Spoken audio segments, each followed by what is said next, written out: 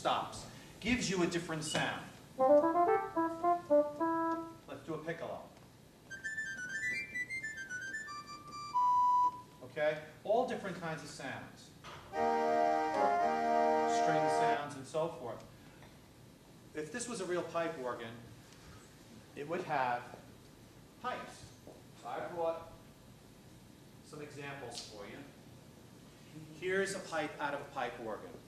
And you know, instruments are made out of different materials and they're shaped differently. For instance, a flute would never sound like a tuba. A violin would never sound like a snare drum. A saxophone would never sound like a trombone because they're made out of different materials and shaped differently. Well, the way this thing works is very simple. Air is pushed through the bottom of the pipe. On the mouth of the pipe, the air splits. Whoever plays flute in band, this is kind of similar, where the air splits right in this little hole here. Some goes out, some goes in, and that splitting of the air is what makes the vibration. This is nothing more but a resonator, okay? Now in band, this is the tuner. It moves up and down. If I want to make this go lower in pitch, if I'm too sharp, do I move this up or down? Up to make it go lower in pitch. Exactly. So this little sleeve moves up and down, and that's how you can tune this pipe. I'll give you an example.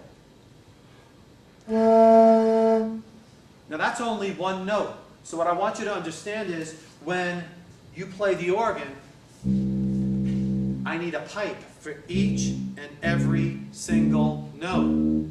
So on the tuba sound, there are 61 keys. I need 61 of these pipes. And they get smaller and smaller and smaller to keep going up the scale. All right? What I'm going to do is, and please be very, very, very careful with this. All right? One of you teachers will get this back last. I'm going to pass this around so you can look at it. Just be very careful with it, okay? Just pass it around and take a look at it. I brought another organ pipe. It works the same way. There's the mouth. There's the boot where the air goes in. You tune it with this little stopper, but look, it's wood. It's not round, it's square, obviously. It's going to have a different sound. Different sound. This is a flute pipe. But here's what happens, guys.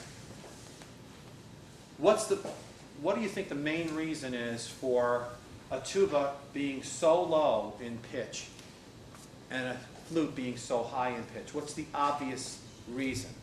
What do you think?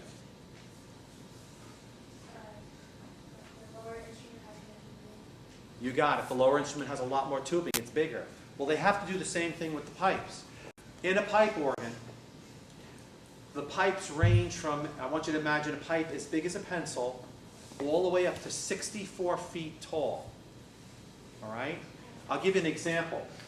Here's a pipe that would look just like this, only 16 feet tall. That's like a two-story house, and it would be maybe this fat around, and it would produce one note.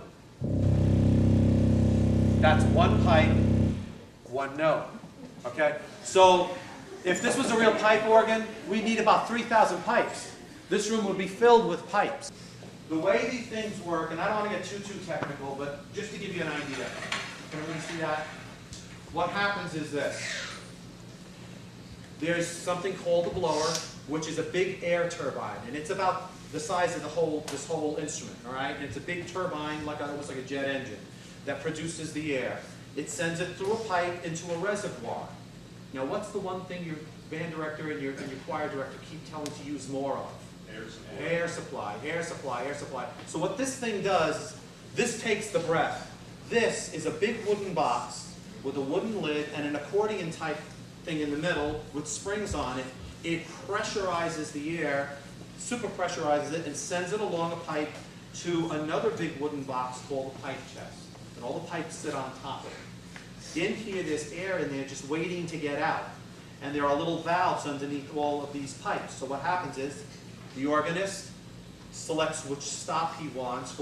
There might be like 20 of these chests with the 20 different sets of pipes.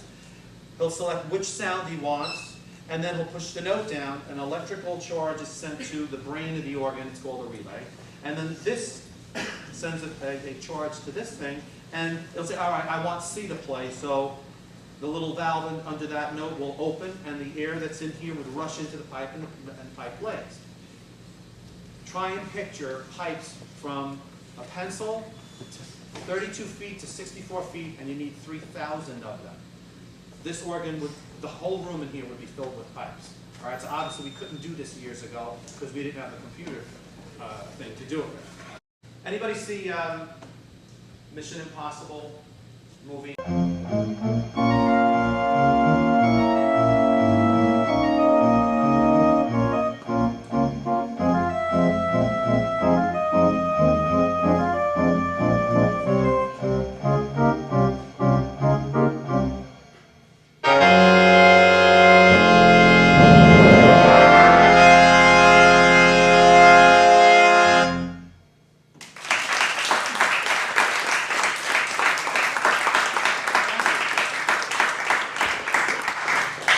Let's go back to this thing being in movie theaters and why. You have a movie, and little Jamie is just enthralled with little Tommy and has fallen in love. So you need some schmaltzy kind of music, right? As the stomach turns or something like that. Let's say you have this. Tell me what movie, and if you were here before, don't give it away. Sure. Man made $1 million with 2 notes. And little Sally's on the beach having her ice cream cone, and everything's fine, and everyone's playing on the beach, and bang, bang, bang, boom, and all of a sudden, and you know, uh-oh. Uh-oh. Here he comes. Someone's losing their leg any minute. Over that music, because the music tipped you off. Let's say we were doing this. What would you apply this to? Use your imagination.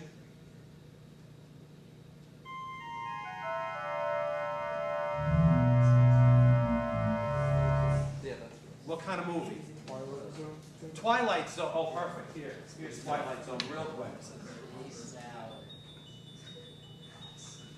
You're talking about 3 notes. 3 notes. So let's say we had a chase scene. All right? Well, let's go an older movie. A chase scene. Let's say Sweet Nell is tied to the railroad tracks. The train's coming.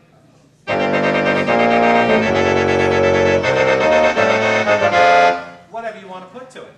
What would you put to this? What do you envision with this? Maybe going to sleep. All right? So I've just implanted a whole bunch of different thoughts in your mind. You don't even have a screen to look at.